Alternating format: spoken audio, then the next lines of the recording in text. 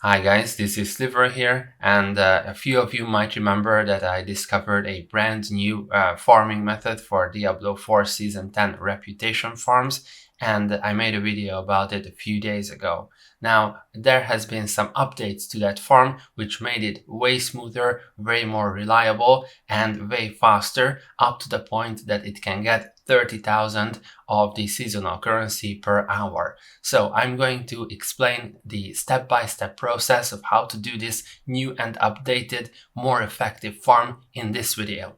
Let's go. The main advantage of this farm is that there is absolutely no competition. So you don't have to race against zero cooldown teleport sorcerers in the Helltide, you don't have to race against evade spiritborns, and you don't even have to farm nightmare dungeon sigils, because the rift that we are going to farm is absolutely guaranteed. You don't have to look for it because it always spawns at the same place, and if you do the farm right, then you get a rift that is just yours every 20 or so seconds. In addition to that, the farm is very chill. You only have to press a few buttons, so you can watch a series on your other monitor while drinking tea or whatever, and in the meantime farming tens of thousands of seasonal currency. Now, the farm requires a bit of a setup process, but once you are done with that, then you don't have to do it again, so it's a one-time process. What you have to do is create a new character with the same class as your main character. Then level this character up all the way to level 60. The fastest way would be getting boosted inside the pits, that would take around 15 minutes or something, or you can also use whisper caches farmed by your main and collect the experience orbs inside the whisper caches to level fast to 60. It doesn't matter which leveling method you use, but it is very important that you do not start the seasonal questline on this new character. So don't start the seasonal questline on this new character and get to level 60. Once you are level 60, then log out and log in with your main. Put the gear of your main character into your stash and then log back to your newly created character and equip the gear with this newly created character. Next, you have to set up this new character, including the paragon boards, including the chaos powers, and including the ability points. You don't have to farm glyphs with this new character. It should be strong enough for what we're trying to do. Then get inside the pit and complete pit level 55 with this new character, which will unlock Torment 4 difficulty for you. You can do this farm on lower difficulties, but it won't be as effective. So once you unlocked Torment 4 difficulty, it is time to actually start the seasonal questline.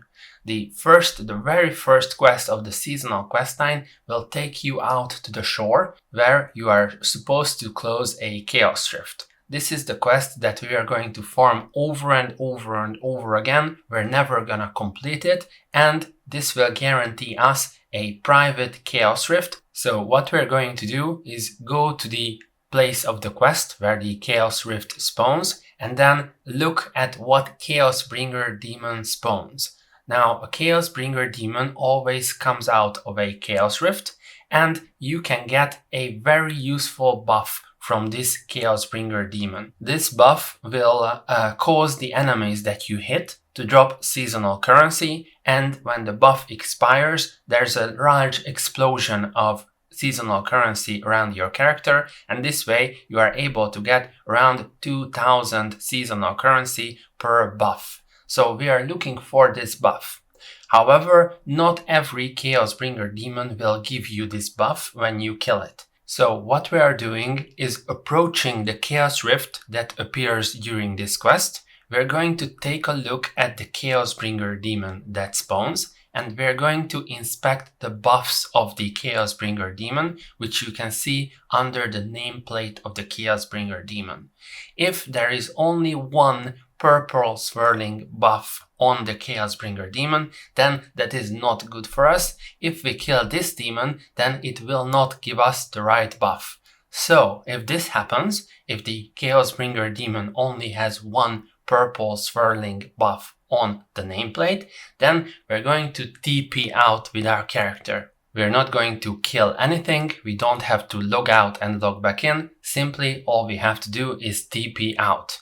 And then when we arrive at our destination, we're just going to TP back with our character back to the portal. And this is what we're going to repeat. We're going to take a look again at the Chaosbringer demon, whether it has one or more purple swirling buffs. If it only has one, then we're going to TP out and back. But if it has two or more of these purple swirling debuffs, then what we have to do is kill the Chaosbringer demon.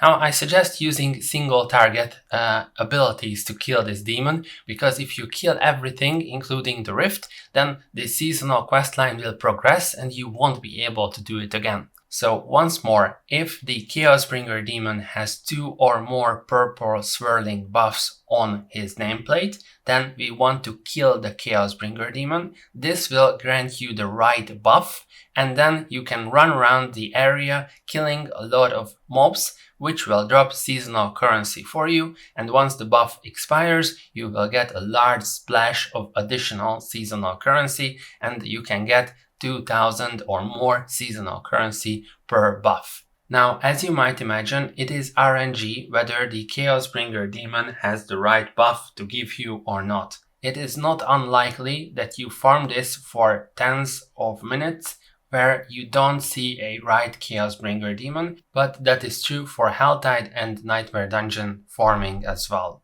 Now, as you can see, previously you had to log off to reset the Chaosbringer demons, and now it's enough to just TP out and in, which improves significantly on the speed of this farm. It's also a huge improvement that you don't have to kill the Chaosbringer demon every time, only when you are sure that you will get the right buff.